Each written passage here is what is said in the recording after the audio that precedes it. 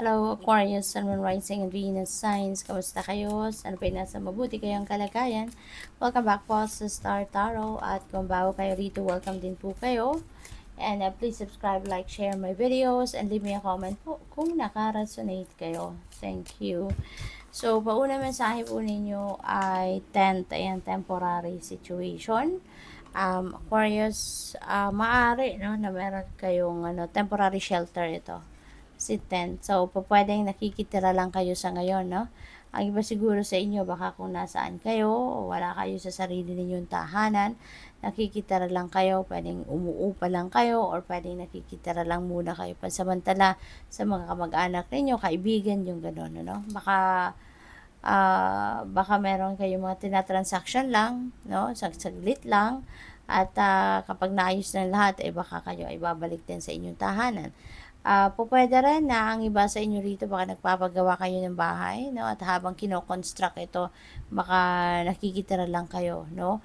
Or baka umuupa kayo ng place ninyo. So, that's just your temporary shelter. So, what else? We have table, hard work ahead. Ayan. So, magsikap, no? Magtiyaga kasi meron kayong kailangan pagtrabahuan talaga, no? Kailangan niyo ng ekstrang sipag dito sa kung ano man ang bagay na ito. What else? We have Beetle, good fortune. Wow, swerte kayo, no? Merong swerteng paparating sa buhay ninyo. So, napakaganda nito. Ano yung swerte? That could be in any area of life, no? Pwedeng sa pera, pwedeng pamilya, trabaho, career, negosyo, relationship. It could be anything, no?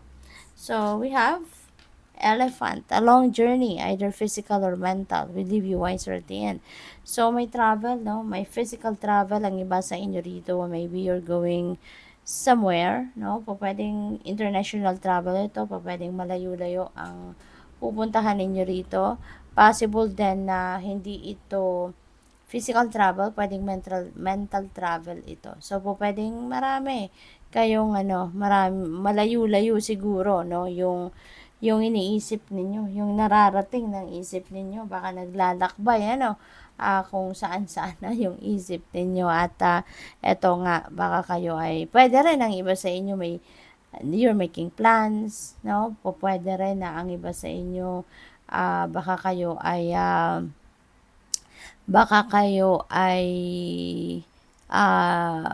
pwedeng dumidiskarte kayo ng ano ba ang mga bagong intentions na isiset ninyo sa sarili ninyo. Yung mga ganun ba? Or pwede rin na may pinagpaplanuhan kayo for the future. So, pwedeng ganun din ang ganap. Love, ayan. So, pwede na ang iba sa inyo dito is going to fall in love. You know, you're oozing with love. Pwedeng ganun, self-love or pagmamahal ninyo sa mga tao, sa paligid ninyo or trabaho, yung ganun. We have cobweb, protected from negative forces beyond your control. Ayan. So, ano kayo ngayon? There is a promise, no? Ang universe sa inyo and the rest of your spirit team na you will be protected from negative forces, no? Lalo-lalo na doon sa mga bagay, no? Or mga sitwasyon na hindi ninyo kontrolado. You know, kaya wag kayong mag-alala. You have nothing to fear. You have nothing to worry about. You know, maaaring si Archangel Michael ay nandito para protectionan ka, supportahan ka, and the rest of your guardian angels, no? We have pale, time to get out of a situation. So, if this message resonates with you, for sure, alam ninyo ito kung ano itong sitwasyon na kailangan na ninyong iwanan. Alam ninyo kung ano ang sitwasyon na kailangan na ninyong talikuran, no? Kasi, for sure, this is not going to help you at all. This is not going to make you prosperous anymore, di ba? Ano to? Maaaring kailangan mo nang umalis dito before it's too late. Okay? So, if this message resonates with you, alam na ninyo ito na wag na ninyong ipilit pa ang sarili ninyo dyan, di ba? Kasi hindi na yan ang makakabuti para sa'yo. So, what else? We have heart, love, deep affection, and caring. Okay? So, baka ang iba sa inyo rito may in love, no? Baka ang iba sa inyo rito pwedeng may in love or pwedeng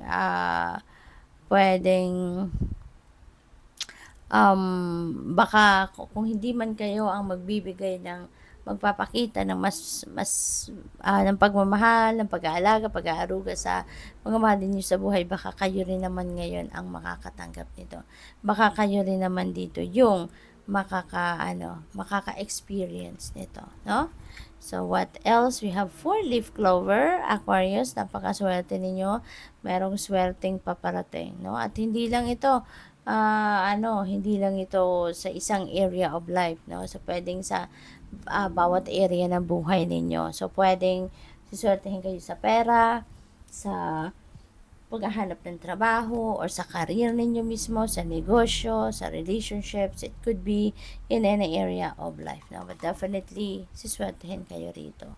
So, we have leg, stepping into a new experience. Ito, time to get out of a situation, stepping into a new experience.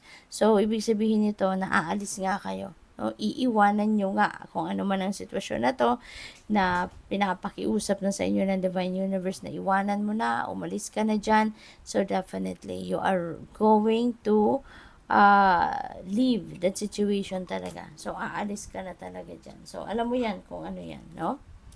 What else? We have barren. You feel something is lacking in your life. Perhaps love, money, or gold. Ayan. So, this is negative energy. Now, yung feeling lack is super negative energy. So, as much as possible, Aquarius, i-transmute ninyo ito into something positive. I-transmute ito into a prosperous and abundant, tawag dito, feelings and emotions, okay? Kasi alam naman nating lahat, lagi kong sinasabi ito, na like attracts like. O ano yung iniisip natin, 'di ba? Ano nararamdaman natin, 'yun ang minamagnetize natin na kind of energy. So kung nararamdaman ninyo na kulang kayo, kulang ako ng ganito, kulang ako ng ganon, kulang ako ng ganyan, you are going to attract more things na magkukulang ka. 'Di ba? Kaya hindi natin gusto 'yun, 'di ba? We want prosperity, we want abundance, we want comfort, 'di ba? Kaya 'yun na lang ang isipin ninyo. 'Yun ang i-project ninyo, no, na energy, no, na gusto ninyo na abundant ka, sagana ka, 'di ba? So 'yun ang isipin mo para 'yun ang mangyari. 'Yun ang ma-magnetize ninyo na energy. Opportunity or windfall, ayan. So, may financial opportunities na pwedeng dadating sa inyo dito, or may windfall of money, no? Sayang ng magagandang energies na to. Meron tayong good fortune dito, may great good fortune, di ba? Ang swerte-swerte mo. Kaya tanggalin na ninyo ito. Okay? Tanggalin nyo ito sa isip ninyo at sa damdamin ninyo. Do not think positive. Do not think negative or feel negative. Kasi, yung mga fortune na yan, windfall na yan, new beginning na to, that will be sabotaged by this. No? Kaya, mag-project ka ng positivity. No? Think positive, feel positive. At para ma-attract mo yung mga fortune na to, yung mga swerteng ito na dapat ay paparating sa'yo. Okay? So, we have light-hearted and carefree time. Ayan, mag-chill ka, mag-relax ka para hindi ka mag-isip ng pag-worry. Hindi ka mag-isip ng negative, no? Kapag nakapag-relax ka, mas magiging magandang yung pakiramdam, mas magiging magaan, no? Para mahatak mo na lahat ng swerte na ito. So, good luck. Thank you for watching. Love and light. Namaste.